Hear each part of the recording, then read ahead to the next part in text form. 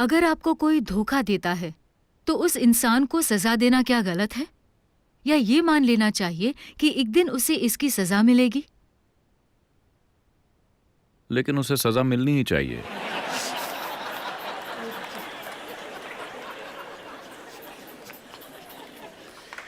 आप दें या कोई और, लेकिन उसे सजा मिलनी ही चाहिए।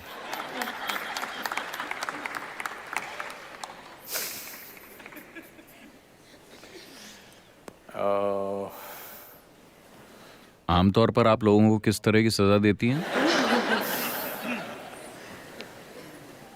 पहले ही काफी सजा दी जा चुकी है ना? पहले ही काफी कुछ हो चुका है। चिल्लाना, चिड़चिड़ाना, बात ना करना, हर चीज हो चुकी है। तो आप और कौन सी सजा देना चाहती हैं? आपकी दिक्कत यह है कि दूसरी तरफ कोई पछतावा नहीं है। दूसरी तरफ कोई पछतावा नहीं है क्योंकि लोग वो कर रहे हैं जो वो करना चाहते हैं, वो नहीं जो आप चाहते हैं कि वो करें, हमेशा। और हो सकता है कि वो आपके हित में ना हो, लेकिन वो जो करना चाहते हैं वो कर रहे हैं। ये सही है या गलत, मैं इसकी नैतिकता में नहीं जा रहा हूं। मैं चाहता हूं कि आप इस स्थिति को ठीक से समझें। कोई इंसान वो कर रहा है जो वो करना चाहता है। अब आपके हिसाब से उसे सजा मिलनी चाहिए। शायद उन्होंने कोई कानून नहीं तोड़ा है, वरना उन्हें वैसे भी सजा मिल जाएगी। वो दो लोगों के बीच की समझ को तोड़ रहे हैं। शायद आपने आपसी समझ को गलत समझा। आप मानती थीं कि ये समझ बिल्कुल स्थायी है।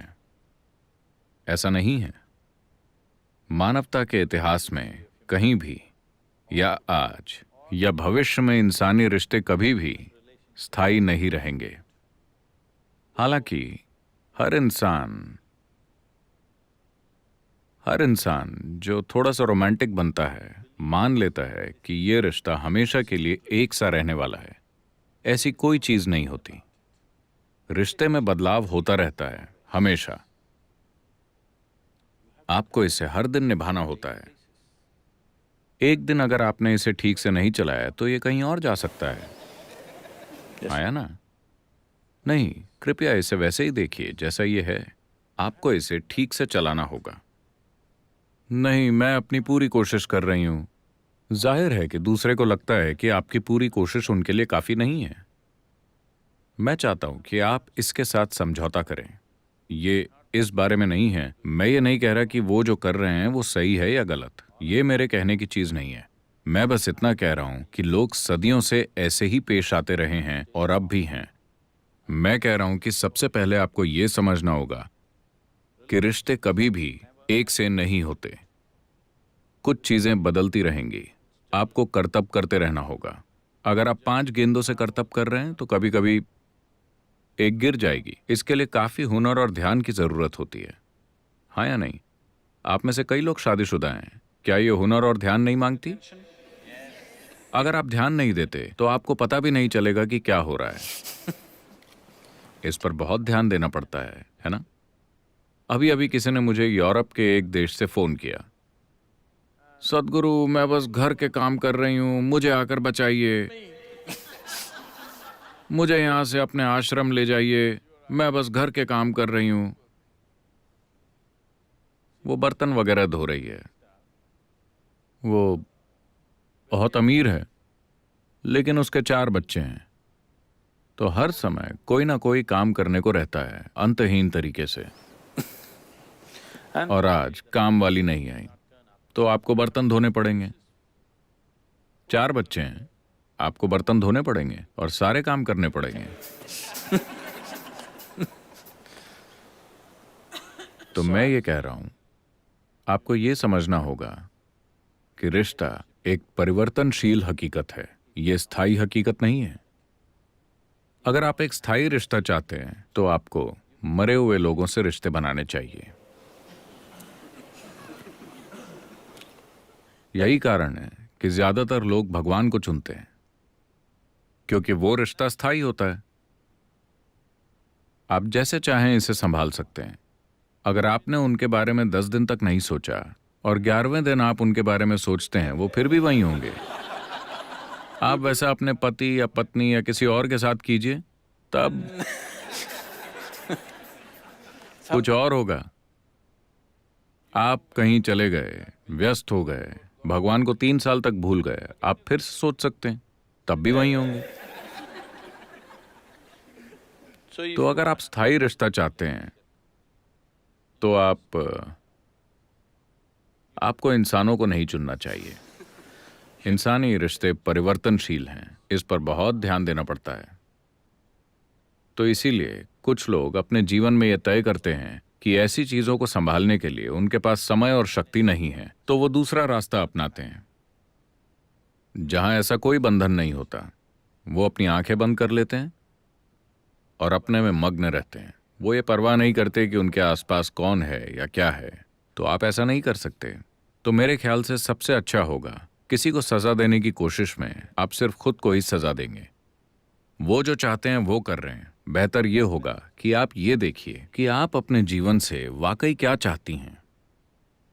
आपको उनके साथ प्रतिक्रिया करने और उनके जैसी बेवकूफ़ी भरी चीज़ें करने की ज़रूरत नहीं है। आपको बस बैठकर इस पर गौर करना होगा। जब आपके भ्रम टूट जाते हैं, अभी आपके भ्रम टूट गए, ये बहुत अच्छी बात है।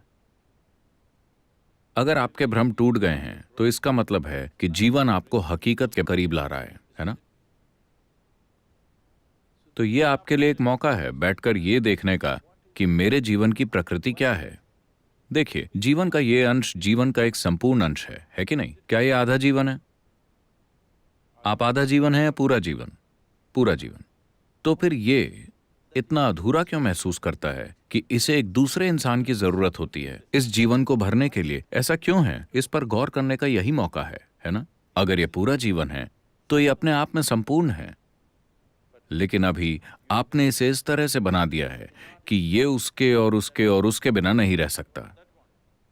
तो कहीं ना कहीं ये एक अधूरा जीवन है, या कम से कम इसको अपनी प्रकृति की पूर्णता का एहसास नहीं हुआ है ना? This is a complete piece of life, packed with creator and creation together. Very great combination. ये जीवन का एक संपूर्ण अंश है जो सृष्टा और सृष्टि दोनों से भरा हुआ है। एक अद्भुत जोड़ी। जब जीवन आपके दरवाजे पर इस तरह दस्तक दे रहा है, ये अपने भीतर गहराई से देखने का समय है, न कि किसी दूसरे के साथ प्रतिक्रिया करने और उन्हें सबक सिखाने का। किसी दूसरे को सजा देने से आपका जीवन रूपांतरित नहीं होने वाला। ये आपके जीवन को किसी भी तरह से सुंदर नहीं बनाने वाला। आपको 2 दिनों के लिए एक घटिया संतोष मिलेगा, उसके बाद आप उसके लिए भी अपराध बोध महसूस करेंगी। हाँ, शुरुआत में जब ये भावना तीव्र होती है आपको संतोष मिलता है, लेकिन बाद में जब आप पीछे मुड़कर देखती हैं आपको खुद पर शर्म आएगी। तो उस रास्ते पर मत जाइए। ये एक मौका है, कोई आपके लिए एक आध्यात्मिक आयाम खोल रहा है। वाकई कोई आपको यह एहसास दिला रहा है कि ये सब चीजें कितनी नाजुक हैं। वो आपको धोखा दे सकते हैं, वो भाग सकते हैं, वो तलाक दे सकते हैं, या वो मर सकते हैं, है ना? अगर वो मर जाते हैं तब आप ये नहीं सोचेंगे कि उसने मुझे धोखा दिया। क्या आप सोचेंगी? नहीं। लेकिन चाहे जो हो, आपको वंचित किया गया है ना? महत्वपूर्ण बात यह है कि आप किसी चीज से वंचित हो गई हैं। उसने ये कैसे किया, सवाल ये नहीं है। चाहे मौत से या तलाक से या धोखे से, या आप इसे जो भी कहें, पर मूल रूप से आप वंचित हो गईं। आपको सिर्फ इसलिए वंचित किया जा सकता है क्योंकि आप ये विश्वास करने के भ्रम में हैं कि ये एक अधूरा जीवन है और इसे कहीं से दूसरे आधे हिस्से की जरूरत है। नहीं, ये एक संपूर्ण जीवन है। अगर आप एक संपूर्ण जीवन के रूप में विकसित हुए हैं तो आप देखेंगे कि रिश्ते बिल्कुल अलग प्रकृति के होंगे। तब ये साथ आने और साझा करने जैसा ज्यादा होगा, न कि निचोड़ने जैसा। इसे रूपांतरित होना होगा।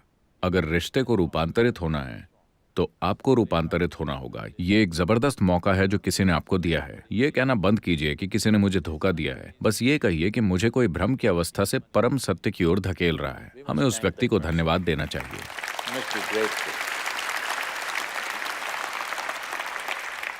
आपको तो कृतज्ञ होना चाहिए। आपको भ्रम में रखने की बजाय, आपको अपने जीवन में या जीवन भर भ्रम में रखने के बजाय उसने इतनी जल्दी आपको इसका एहसास दिला दिया।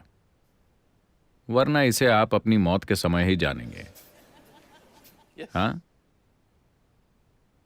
जब आप मरने वाली होंगी, मुझे डर लग रहा है, तुम मेरे साथ क्यों नहीं आते, वो कहेंगे नहीं। तो आखिरी पल में जानने से बेहतर है इसे अभी जान लेना।